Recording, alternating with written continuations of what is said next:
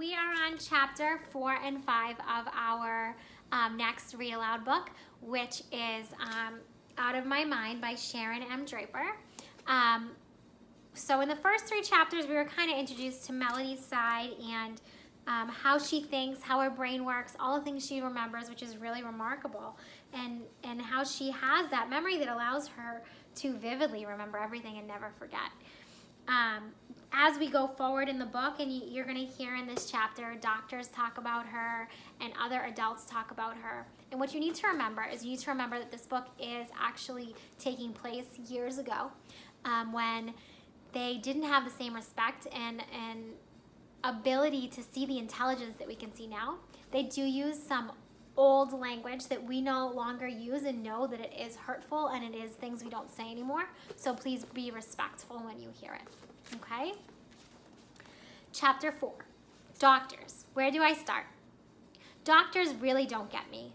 Mom's a nurse, so I guess she speaks their language, but they sure don't know how to talk to me. I've seen dozens of doctors in my life, all who try to analyze me and figure me out. None of them can fix me, so I usually ignore them and act like the retarded person that they think I am. I paste on a blank look, focus on the wall, and pretend their questions are too hard for me to understand. It's sort of what they expect anyway. When I turned 5, it was time to think about enrolling me in school.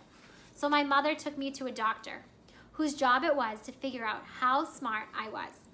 She wheeled me in, locked the brakes so that my wheelchair wouldn't roll, and made sure that the strap was fastened across my lap. When my seatbelt comes undone, and it does every once in a while, I slide out of that wheelchair like a piece of wet spaghetti. The specialist was a very large man. The bottom button of his shirt had come undone, and his stomach poked through above his belt. Gross. "My name is Dr. Hughley," he said, in a booming voice. For real, I can't make this stuff up. "We're gonna play a game today, okay? I'll ask you some questions, and you get to play with toys here. Won't that be fun?" I knew that it was going to be a long, long hour. He brought out a stack of well-used, hopefully not lead-tainted wood blocks, then leaned in so close to me that I could see the pores on his face. Gross. "Can you stack these in order according to size?" he said loudly and slowly, as if I were hard of hearing and really stupid. But who's being stupid? Didn't he know that I couldn't grab blocks? Of course I knew which block was bigger than the other, but I couldn't stack them if he paid me money. So I just took my arm and swept them all onto the floor. They fell with a wooden clatter. I tried not to laugh as he picked them up. He breathed really hard as he reached for them. Next, he held up a glossy 8x10 card with each had different colors painted on them. "Tell me when you see the color blue, Melody," he said, in a voice that told me he thought that this was a waste of time. When the blue card showed up, I pointed to it and made a noise. "Bah!" I said. "Marvelous, tremendous, stupendous," he shouted. He praised me like I had just passed the test to get into college. If I could have rolled my eyes, I would have. Then he showed me green.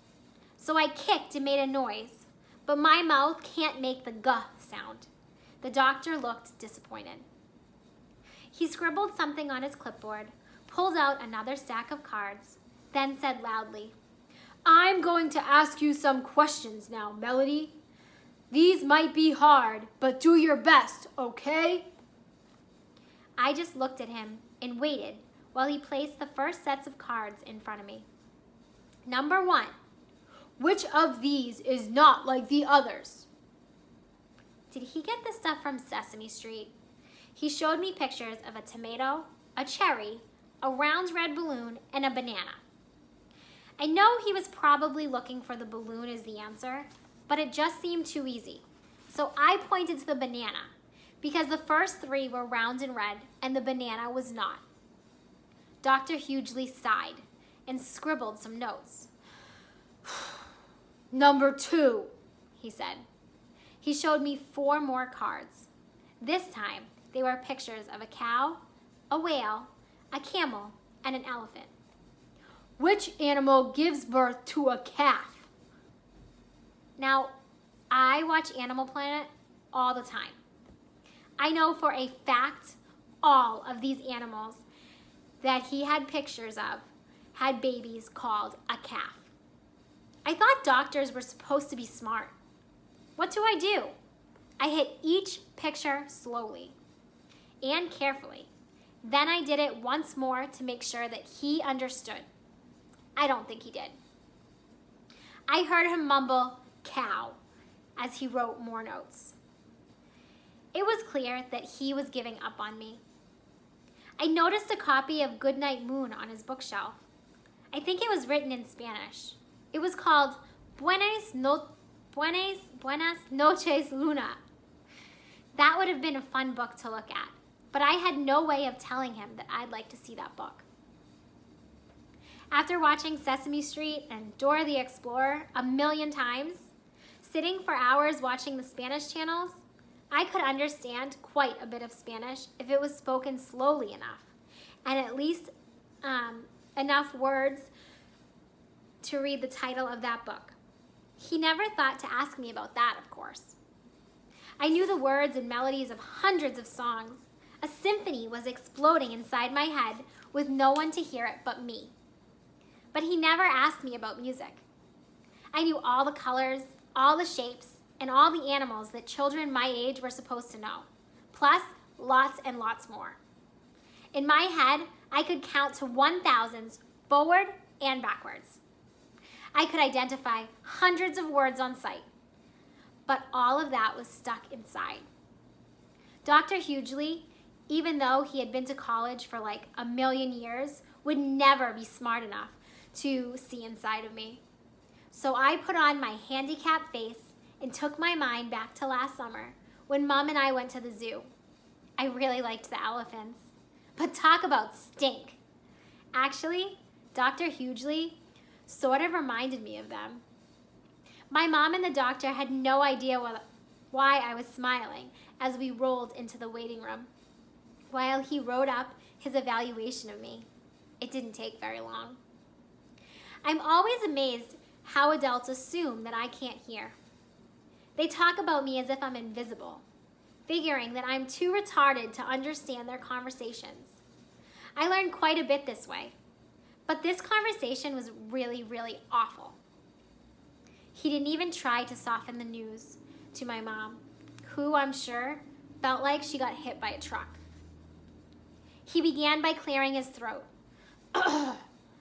"Mrs. Brooks," he said, "it's in my opinion that Melody is severely brain damaged and profoundly retarded."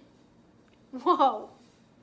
Even though I was 5, I had watched enough Easter Seals telethons to know that that was bad, really bad. I felt a thud in my gut. My mom gasped, then said nothing for a full minute. Finally, she took a breath and protested quietly.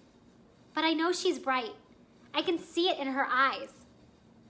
"You love her. It's only normal to have wishful thinking," Dr. Hughley told her gently.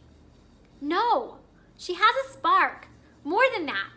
A flame of real intelligence. I just know it," my mother insisted, sounding a little stronger.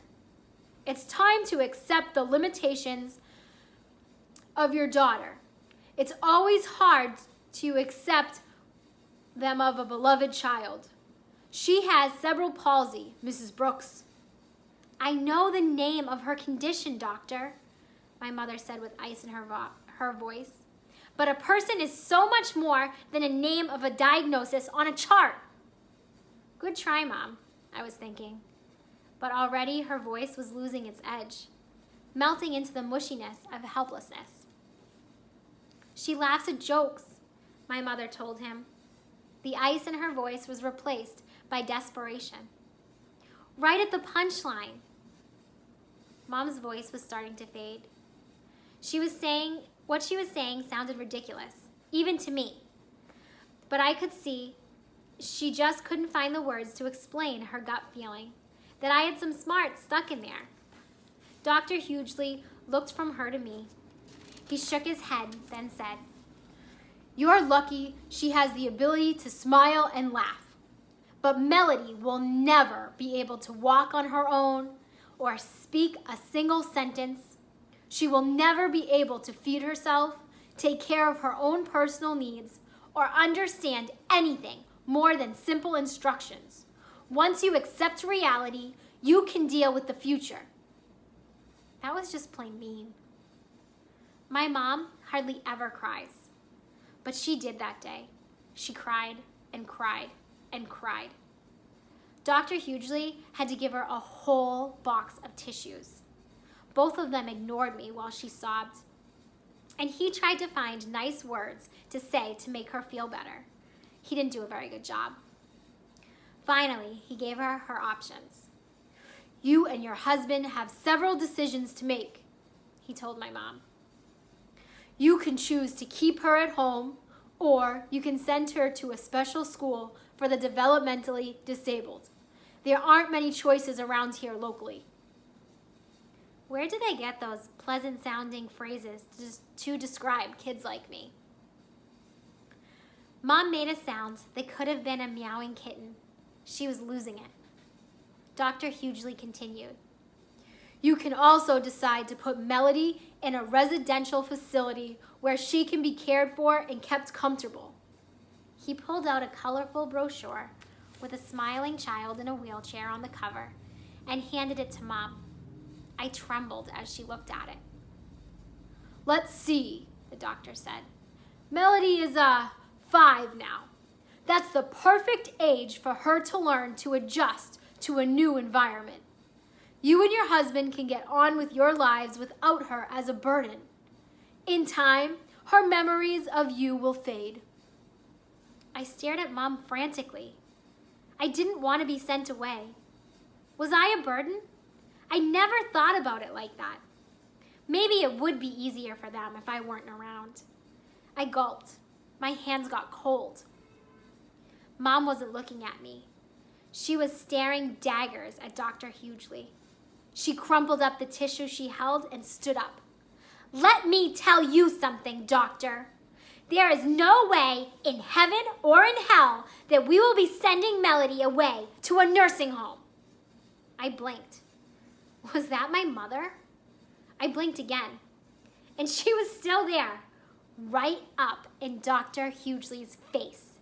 She wasn't finished. "You know what?"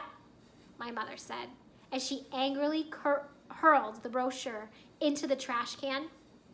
"I think that you are cold and insensitive. I hope you never have a child with difficulties. You'd probably put it out in the trash." Dr. Hughley looked shocked. "And what's more," she continued, "I think you're wrong.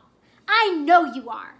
Melody has more brains hidden in her head than you'll ever have, despite those fancy degrees from fancy schools that you've got posted all over your walls." It was the doctor's turn to blink. "You've got it easy. You have all your physical functions working properly. You never have to struggle just to be understood. You think you're smart just because you have a medical degree?" He was wise enough to keep his mouth shut and ashamed enough to lower his head. My mom was on a roll. "You're not so intelligent, sir. You're just lucky. All of us who have our facilities intact are just plain blessed. Melody is able to figure out things, communicate, and manage in a world where nothing works right for her. She's the one with true intelligence." She marched out of the office then. Rolling me swiftly through the thick doors, in the hall, we did a quick fist bump. Well, the best that I could manage. My hands were no longer cold. "I'm taking you right now and enrolling you at Spalding Street Elementary School," she announced, with determination as we headed back to the car. "Let's get busy." All right. We are on chapter 5. Chapter 5 is, I have been at Spalding Street Elementary School for 5 years. It's very ordinary, filled with kids just like the schools that I see on television shows. Kids who chase each other on the playground and run down the hall to get their desks just before the bell rings. Kids who slide on icy patches in the winter and stomp in puddles in the spring. Kids who shout and push. Kids who sharpen their pencils, go to the board to do math problems, and open their books to read a poem. Kids who write their answers on notebooks and on paper and stuff their homework into their backpacks. Kids who throw food at each other in the lunchroom while they sip on their juice boxes. Kids who sing in the choir, learn to play the violin and take gymnastics or ballet or swimming lessons after school. Kids who shoot baskets in the gym. Their conversations fill the hallway as they make plans, make jokes, make friends. Kids who, for the most part, ignore kids like me. The special needs bus, as they call it, has a cool wheelchair lift built into the door, and it picks me up every school morning in front of my house. When we get to school, the driver takes their time to make sure all the belts and buckles are tight before they lower all of us with our walkers or wheelchairs or crutches or helmets down on the lift, one by one to the ground. Then an aide rolls us or helps us walk over to the waiting area. When the weather is bright and sunny, we sit outside the school. I like to watch the regular kids as they play Foursquare while they wait for the bell to ring. They look like they're having so much fun. They ask one another to play, but no one has ever asked any of us. Not that we could anyway, but it would be nice if someone would just say hi. I guess the Foursquare players must think that we're so backward that we don't care that we get treated like we're invisible. I was so excited when Mom first enrolled me here. I thought I'd learn new things every day, but mostly it was simply something to do that took up time and got me out of the house. In 2nd and 3rd grade, I probably learned more stuff from the Sci-Fi or Discovery Channel than I've ever learned at school. My teachers were nice most of the time, but they would have needed X-ray vision like Superman to see what was going on in my head. I am in a special program with other children with what they call disabilities. Our ages range from 9 to 11. Our learning community, what a joke, has been together since I started school. We never seem to move up and on like other classes do. We just do what we did the year before, but with a new teacher. We don't even get a new classroom each year. So the same kids I'm with now were together in 2nd grade with a teacher named Miss Tracy. As 3rd graders, we suffered through Miss Billups, who could have got the award for worst teacher in the entire world. There are 6 self-contained learning communities in our wing of the building. Children with various conditions, from preschoolers to kids who ought to be in high school by now. Our classroom, room H5, might be nice for babies, but give me a break. It's painted yellow and pink. One of the walls is covered with a sun and a happy face, a huge rainbow, and dozens of flowers, also with smiley faces. The other wall is painted with happy bunnies, kittens, and puppies. Bluebirds fly over a sky with perfect white clouds. Even the birds are smiling. I'm almost 11 years old, and if I have to look at puppies in paradise one more day, I think I'll puke.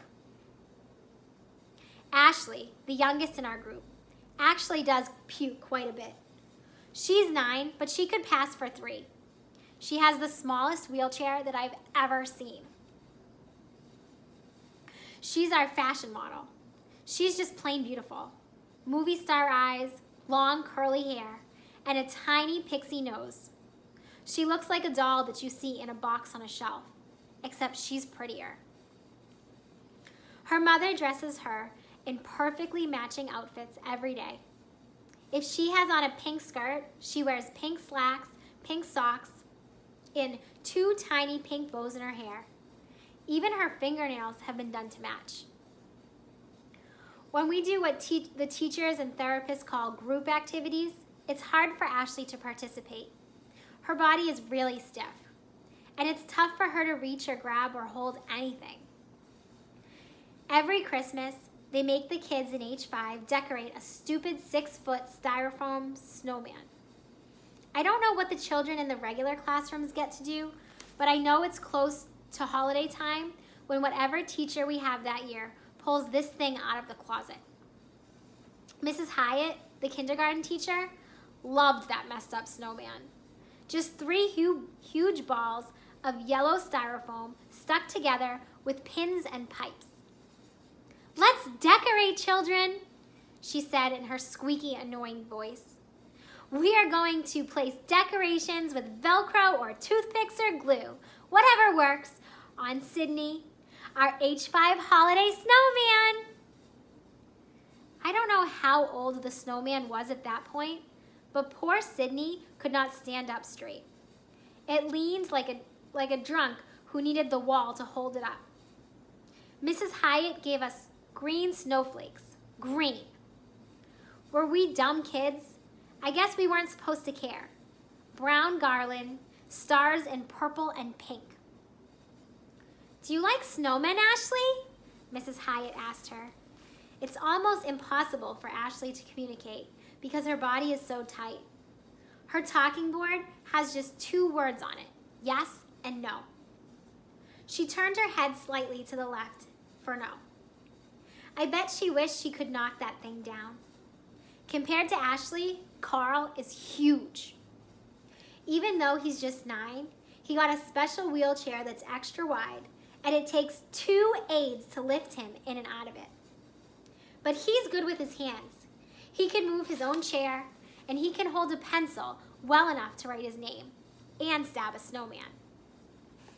Carl sticks pencils and rulers into the snowman's torso and pens into his head. Mrs. Hyatt used to clap her hands and say, in her little squeaky voice, "Good job, Carl! So very creative." Carl would just laugh. He can talk, but only in very short sentences that usually have 2 parts. He has very strong opinions. "Snowman is dumb," he'd yell. "Very, very dumb." I think he hates that snowman as much as I do. One year, he pinned a diaper on the back and another on the front of the bottom of the 3rd snowball. The teacher let them stay. Carl knows diapers. When he poops in his pants, which is almost every day, the whole room smells like a monkey house at the zoo. The aides are so patient with him, though. They snap on the rubber gloves, clean him up, change his clothes. He always wears sweats. And sit him back in his chair. Those aides deserve medals. We're not an easy bunch. Maria, who has Down syndrome, is 10. She loves Christmas and Easter and Valentine's Day and Earth Day. It doesn't matter. If it's a holiday, Maria is ready to celebrate. She's wide around the middle, a little like our snowman, but Maria talks all the time. She's fun to be around, even though she insists on calling me Melly Belly. Every year, when it's time to bring out that ancient snowman, Maria jumps and cheers with real excitement. I'm pretty sure she's the only kid in our class who truly likes it. "It's time for Sydney the snowman," she gasps. "Can I put on his hat, please, please? Can I give him my red scarf? Sydney will love my red scarf." Mrs. Hyatt and every other teacher after her always let Maria take charge of the green paper cutout candy cans and the purple striped stars cut from the wrapping paper. Maria kisses each decoration before attaching it with Velcro to the snowman. She hugs Sydney each afternoon before she goes home, and she cries when it's time to put Sydney away each year. Even though she has trouble figuring out complicated stuff, Maria understands people and how they feel. "Why are you sad today, Melly Belly?" she asked me one morning a couple of years ago. How could she have known that my goldfish had died the day before? I let her give me a big hug, and I felt better. If Maria is our hugger, Gloria is our rocker. She rocks for hours in the corner under one of the dumb smiling flowers. The teachers are always trying to coax her out, but she wraps her arms around herself like she's cold and keeps on rocking. She's autistic, I think. She can walk perfectly well, and she talks when she has something to say. It's always worth listening to. "Snowman makes me shiver," she blurted out one day when the classroom was surprisingly quiet. Then she curled up in her corner and said nothing else until it was time to go home. She never added one decoration to our snowman, but she does uncurl and seem to relax when the teacher puts on a CD of holiday music. Willie Williams, yes, that's his real name, is 11. I'm not sure what his diagnosis is. He yodels, like one of these Swiss people in the mountain climbing commercial. He makes other noises too, whistles and grunts and shrieks. He's never quiet and never completely still. Sometimes I wonder if he makes all those noises and movements in his sleep. When Sydney the snowman comes out of whatever box they keep him in during most of the year, the teacher always has to keep Willie at a distance because he'll knock that wobbly thing down. Willie's not trying to be mean. It's just that his arm and legs are in constant motion. He can't help it. Mrs. Hyatt was the first teacher to witness Sydney topple over. "Why don't you just add this bright pink bow to our snowman?" she had squeaked to Willie that first year. All arms in movement, Willie tried, but that stupid pink bow went in one direction and poor Sydney went in the other. 3 separate balls rolled across the room. Willie shrieked and whistled. I think I saw him smile as well. Now, if Miss Hyatt had given Willie a baseball to glue to the snowman, it would have been placed more carefully. You see, Willie, he loves baseball. Our first grade teacher, Mr. Gross, liked to play guessing games. Willie just blurted out if the questions were about butterflies or boats. But watch out if the question was about baseball. He'd screech out the answer before the yelps and bellows took over. "Who was the first baseball player to hit 60 home runs one season?" Mr. Gross had asked. "Babe Ruth!" Then a screech. "Who broke Babe Ruth's record of 714 home runs?" "Hank Aaron!" Whooping noises.